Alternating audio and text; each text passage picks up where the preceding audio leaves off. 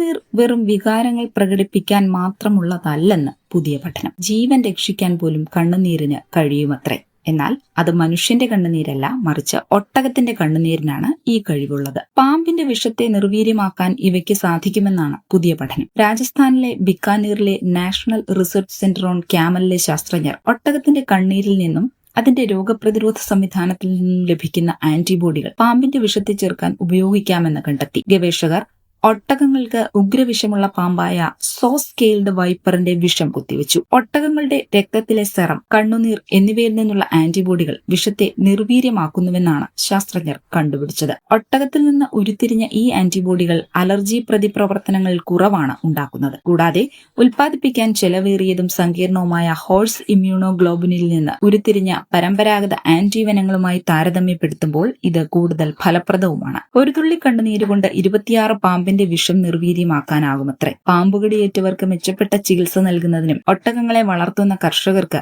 മെച്ചപ്പെട്ട ജീവിത നിലവാരം നൽകുന്നതിനും ഈ കണ്ടുപിടുത്തം സഹായിക്കുമെന്നാണ് കരുതുന്നത്. സെറം ഇൻസ്റ്റിറ്റ്യൂട്ട് ഓഫ് ഇന്ത്യ പോലെയുള്ള ഫാർമസ്യൂട്ടിക്കൽ കമ്പനികളും മറ്റ് സ്വകാര്യ മരുന്ന് കമ്പനികളും ഒട്ടകത്തിൽ നിന്ന് ഉരുത്തിരിഞ്ഞ ആന്റിബോഡികളെ ചുറ്റിപ്പറ്റി പരീക്ഷണങ്ങൾ നടത്തിവരികയാണ്. ഈ കണ്ടുപിടുത്തത്തോടെ ലോകത്തിലെ തന്നെ ഏറ്റവും വിലപ്പെട്ട കണ്ണുനീർ ഒട്ടകത്തിന്റേതാകുമെന്ന കാര്യത്തിൽ സംശയമൊന്നും വേണ്ട.